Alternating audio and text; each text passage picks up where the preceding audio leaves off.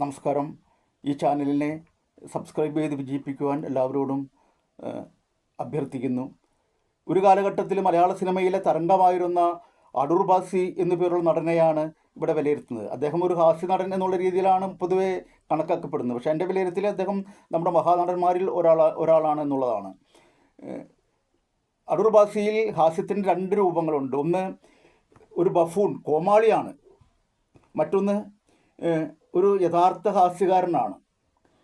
കോമാളി നമുക്കറിയാമല്ലോ, കോമാളി എപ്പോഴും നമ്മൾ സർക്കസിലാണ് കണ്ടുപിട്ടുന്നത്. അവിടെ ഇരിക്കുന്ന സദസ്സിനെ ചിരിപ്പിക്കുവാൻ അപ്പോൾ ഉണ്ടാക്കുന്ന ചിരിക്ക് വേണ്ടി മാത്രം ഒരുപാട് ചലനങ്ങളും പ്രകടനങ്ങളും കാണിച്ചുകൊണ്ട് പ്രകടാഭിനയത്തിൻ്റെ ഭാഗമാണ് ഒരു കോമാളിക്ക് ചെയ്യാനുള്ളത്. അടൂർ ബാസി പലപ്പോഴും അത്തരം ഉച്ചത്തിൽ സംസാരിക്കുകയും എന്തോ തമാശ എന്ന പോലെ എന്തോ പറയുക, എന്നിട്ട് അദ്ദേഹം തന്നെ ചിരിക്കുകയും ചെയ്യുന്ന ഒരുപാട് സിനിമകളുണ്ട്. അതേസമയം പിന്നീട് അദ്ദേഹം അഭിനയത്തിൻ്റെ യഥാർത്ഥ ഹാസ്യാഭിനയം എന്ന് പറഞ്ഞാൽ ആ പിന്നീട് ഓർത്ത് ചിരിക്കാനുള്ളതാണ്. നമ്മൾ വർഷങ്ങൾക്ക് ശേഷം ഓർക്കുമ്പോഴും നമുക്ക് ചിരി വരുന്നതാണ് യഥാർത്ഥ ഹാസ്യ അഭിനയം. അത്തരം ഹാസ്യ അഭിനയം കാഴ്ചവെച്ച ഒരുപാട് സിനിമകളുണ്ട്. തന്നിലെ തന്നെ കോമാളിയെ ബഫൂണിനെ തോൽപ്പിച്ചുകൊണ്ട് തന്നിലെ തന്നെ കൊമേഡിയനെ അദ്ദേഹത്തെ വളർത്തിയെടുക്കാൻ കഴിഞ്ഞു എന്നുള്ളതാണ് അടൂർ ബാസിയുടെ വലിയ വിജയം. അഭിനയം പഠിക്കുന്ന ഏതൊരാളും ശ്രദ്ധിക്കേണ്ട രണ്ട് കാര്യമാണ്: അഭിനയത്തിൽ പ്രകട അഭിനയമെന്നും സൂക്ഷ്മ അഭിനയം എന്നും ഉള്ള രണ്ട് പ്രധാന ഘടകങ്ങളുണ്ട് എന്നുള്ളതാണ്. അപ്പോൾ ഈ സൂക്ഷ്മാഭിനയത്തിൻ്റെ സ്ഥലത്ത് അദ്ദേഹം ചെയ്തിട്ടുള്ള നിരവധി സിനിമകളിൽ അനുഭവങ്ങൾ പാളിച്ചകളിലെ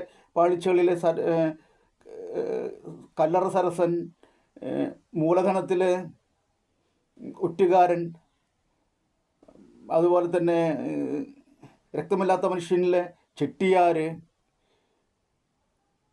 അങ്ങനെ ഒരുപാട് കഥാപാത്രങ്ങളുണ്ട് അദ്ദേഹത്തിൻ്റെ സൂക്ഷ്മാഭിനയത്തിൻ്റെ സൂക്ഷ്മഹാസ്യാഭിനയത്തിൻ്റെ ഭാഗമായിട്ട്. അത് പിന്നീട് എത്രയോ വർഷങ്ങൾക്ക് ശേഷം കാർത്തിക എന്ന സിനിമയിലെ മുട്ടക്കച്ചവടക്കാരൻ, മുട്ടയുണ്ടോ മുട്ട എന്ന് ചോദിച്ചു കിടക്കുന്ന ആ മുട്ടക്കച്ചവടക്കാരൻ, ഇതിലെല്ലാം അദ്ദേഹം ആവിഷ്കരിച്ചിട്ടുള്ള അഭിനയം ഹാസ്യാഭിനയത്തിൻ്റെ സൂക്ഷ്മഭാവങ്ങളാണ്. അതുമാത്രമല്ല, അദ്ദേഹത്തിന് ഏത് ഗെറ്റപ്പിൽ ഏത് മേക്കപ്പിൽ കൊണ്ടുവന്നാലും അദ്ദേഹം അതിനോട് ചേർന്ന് പോകുന്നു. ഏത് ഗെറ്റപ്പും അദ്ദേഹത്തിന് പറ്റും. ഏത് തരത്തിലുള്ള മേക്കപ്പിലും ഏത് തരത്തിലുള്ള കഥാപാത്രങ്ങൾ ചെയ്യാനും അയ്യങ്കാരെയും മുസ്ലിയാരെയും ക്രിസ്ത്യാനിയെയും ഒക്കെ മേക്കപ്പിലൂടെ ചെയ്യാൻ അദ്ദേഹത്തിന് കഴിയും. ഒരു മലയാളത്തിൻ്റെ ഒരു പ്രധാന കഥാകാരൻ തന്നെയാണ്, കഥാകാരൻ എന്നല്ല, മലയാളത്തിൻ്റെ ഒരു മഹാനടന്മാരിൽ ഒരാൾ തന്നെയാണ് അടൂർ ബാസി. തന്നിലെ തന്നെ കോമാളിയെ തോൽപ്പിച്ചുകൊണ്ട് തന്നിലെ തന്നെ കോമഡിയനെ കണ്ടെത്തിയ മഹാനടൻ. നമസ്കാരം.